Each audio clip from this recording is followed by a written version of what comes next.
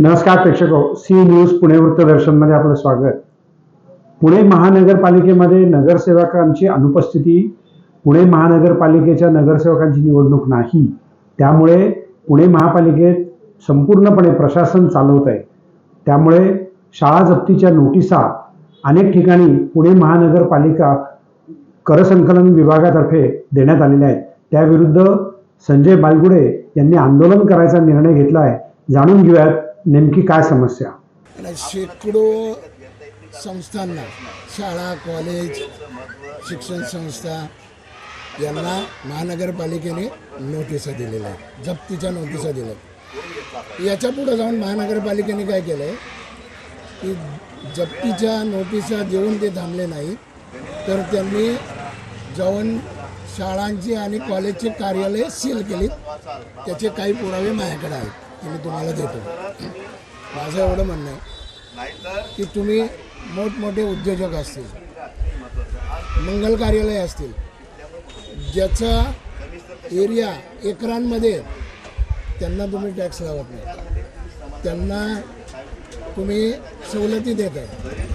मग आमची मागणी अशी आहे की ज्या महात्मा फुलेंनी, सावित्रीबाई फुलेंनी या पुणे शहरामध्ये पहिली शाळा सुरू केली महिलांची, त्या आदर्श घेऊन बाबूराव जगताप असतील, चिपळूणकर असतील, इतर सगळ्या संस्था त्यांनी प्रसार केला.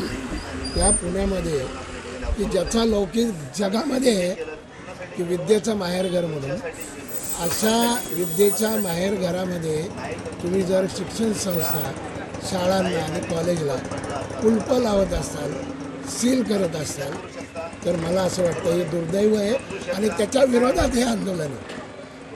तुम्ही वेगवेगळ्या लोकांना, बरं त्यामध्ये सुद्धा तुम्ही काय करताय, भेदभाव करताय. माझ्याकडे अनेक अशा संस्था आहेत की ज्यांना महानगरपालिकेने गेल्या 30-35 वर्षात टॅक्स लावलेला नाही. नवीन इमारती बांधलेल्या आहेत, त्याला टॅक्स लावलेला नाही. पहिली ती असेसमेंट करा आणि मग यांच्यावर कारवाई करा.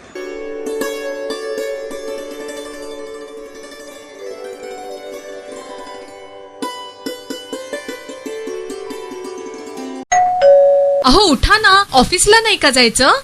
अगं मला आज फ्रेशच वाटत नाही, काही करायची इच्छाच नाही. अहो मग तुम्ही आजपासूनच न्यू युनायटेड फार्मसीचे गुड मॉर्निंग चूर्ण घेणं सुरू करा. अपचन, मलावरोध, बद्धकोष्ठ, आम्लपित्त आणि पोटाच्या तक्रारींवर खात्रीशीर आयुर्वेदिक उपाय. गुड मॉर्निंग चूर्ण.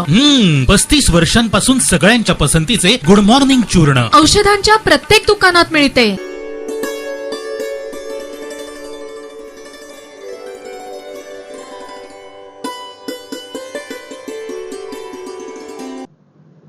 भारत देशामध्ये ओबीसी हा कायम दुर्लक्षित घटक राहिलेला आहे आणि त्याच्या प्रश्नावरती सातत्यानं लढा करत राहणार अशी ग्वाही छगन भुजबळ यांनी आज महात्मा फुले समता प्रतिष्ठान या ठिकाणी भेट दिली असता पत्रकारांशी संवाद साधला.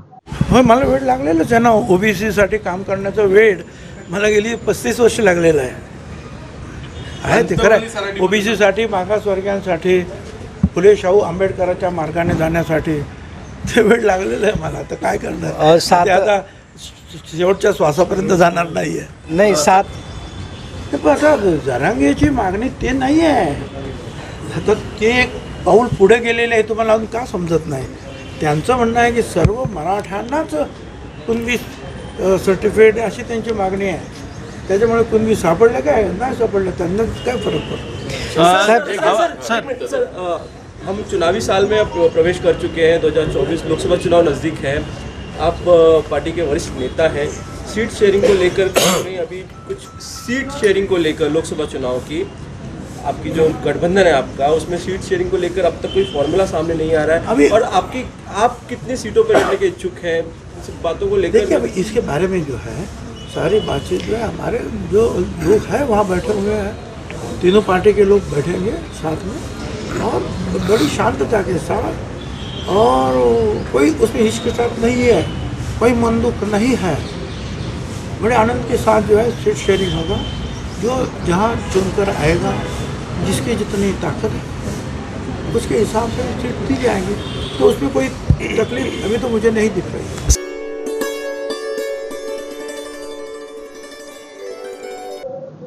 शिवसेनेच्या ज्येष्ठ नेत्या सुषमा अंधारे यांनी आज महाराष्ट्र शासनावरती टीका केली. अकार्यक्षम सरकार अशी भूमिका त्यांनी यावेळेला मांडली. शेतकऱ्यांचे प्रश्न असतील, वाहतूकदारांचे प्रश्न असतील, नागरिकांचे प्रश्न असतील, त्या बाबतीमध्ये कुठेही हे सरकार काम करताना दिसत नाही असं त्यांनी सांगितलं. नाही, त्या तुफानामध्ये 70,000 कोटीचा सिंचन घोटाळा उडून जाणार का ते पण जरा एकदा तपासलं पाहिजे. बाकी त्या तुफानामध्ये ज्यांच्यावर आरोप केले आणि जे आता त्यांच्या मांडीवर अंगाखांद्यावर येऊन बसलेले आहेत त्यांना त्या तुफानात किती आश्रय मिळणार हे जास्त महत्त्वाचं आहे असं मला वाटतं. नाही, आम्ही असं सांगत आहोत की जर भाजपाला स्वतःच्या कर्तृत्वावर आणि भारतात त्यांनी आत्तापर्यंत जे काही केलं त्यावर जर विश्वास असेल तर भाजपा EVMच्या आधारे निवडणुका का लढत आहे. ज्या देशांनी EVM मशीन तयार केलं त्या देशांनी सुद्धा EVM नाकारलं. नोटबंदीच्या काळामध्ये तुम्ही करोडो एका माणसाचे करोडो नोट मोजल्या तुम्ही. अगर आप हमारे नोट गिन सकते हो तो आपको हमारे वोट भी गिनने ही पड़ेंगे. या न्यायाने आम्ही फक्त म्हणतोय की तुम्ही एक तरी इलेक्शन किमान EVMच्या कुबड्या सोडून तुम्ही बॅलेट बॉक्सवर घेऊन दाखवावं. त्याच्यात एवढं भाजपला झोपण्यासारखं काय आहे.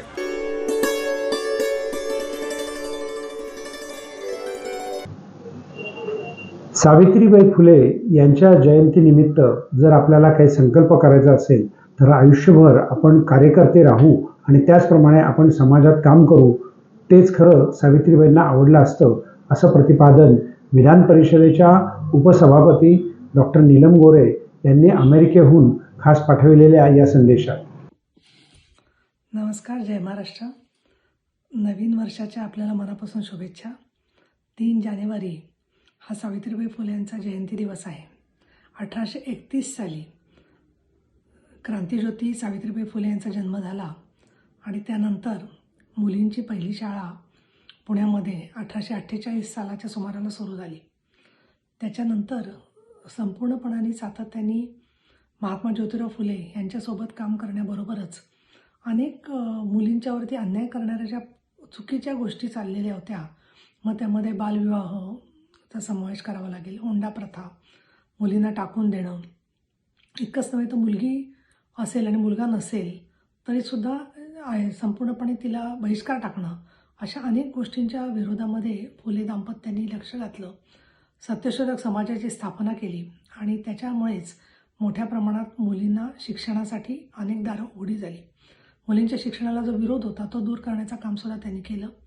अशा सावित्रीबाई फुल्यांच्या जयंतीच्या दिवशीच स्त्री आधार केंद्रांनी स्थापना आम्ही केली आणि 3 जानेवारी 1984 रोजी पुण्यामध्ये आम्ही स्त्री आधार केंद्राची स्थापना झाली आणि त्याच्यानंतर तेव्हापासून आजपर्यंत 40 वर्ष आम्ही सातत्याने काम करतो आहे. आणि त्याच्यामध्ये मुलींचं शिक्षण, त्याचबरोबर ज्या मुलींवरती अत्याचार झालेले आहेत त्यांना धीर देऊन पायावर उभं करणं, त्यांच्या केसेससाठी कोर्टामध्ये मदत करणं, हे काम स्त्री आधार केंद्र जसं सातत्याने करत आहे त्याचबरोबर विविध कायदे धोरणं बदलण्यासाठी सुद्धा आम्ही काम करतो आहे. स्त्री आधार केंद्राचं हे काम महाराष्ट्रामध्ये अनेक जिल्ह्यांपर्यंत पोचलेलं आहे, परंतु खास करून पुणे, लातूर, धाराशिव, मुंबई, नाशिक, जळगाव, ठाणं, नागपूर अशा अनेक ठिकाणी वेगवेगळ्या कार्यकर्त्या ज्या आहेत त्या काम करत आहेत. स्त्री आधार केंद्राची आज स्थापना दिवस पण आहे. सावित्रीबाई फुले जयंतीच्या निमित्ताने त्यांना मी सगळ्यात प्रथम अभिवादन करते आणि त्याचबरोबर स्त्री आधार केंद्राचं जे सगळं काम चाललेलं आहे त्या कामाला अधिक चालना मिळण्यासाठी आपलं सहकार्य आम्हाला मिळत राहावं अशा प्रकारचं मी आवाहन करते. 020 पुण्याचा लोकल नंबर आहे 24394103 आणि 02024394104. सकाळी 11 ते 6 आमचं कार्यालय चालू असतं, सोमवार ते शनिवार. तिथे जरूर संपर्क करा आणि कार्यकर्त्या म्हणून समाजाच्या नेतृत्व विकासाचं काम करा अशी मी आपल्याला शुभेच्छा देते. खूप खूप आपल्याला मनापासून आपलं अभिनंदन करते की या कामात आपण सहकार्य करतात.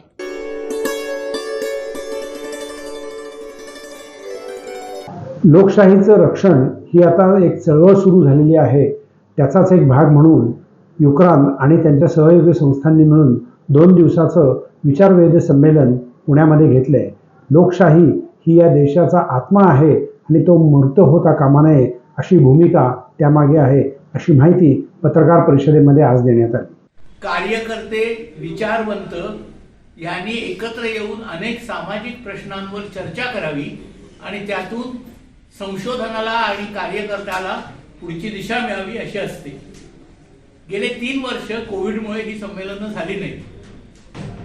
यावर्षी कोविडचं जरा कमी आहे प्रमाण, म्हणून हे संमेलन आहे. यावर्षी लोकसभेच्या निवडणुकाही होतील, तर त्या निमित्ताने लोकशाहीचं रक्षण करण्यासाठी सर्वसामान्यांनी, विचारवंतांनी, कार्यकर्त्यांनी काय करण्याची गरज आहे, काय धोके आहेत, याबद्दल या संमेलनात चर्चा होईल. नाहीत जे विषमतेड वाढेल अशी काही कृती करत नाहीत, त्या सगळ्यांना खुलं आहे. या संमेलन पत्रिकेवरनं की नावाजलेले पत्रकार, विचारवंत,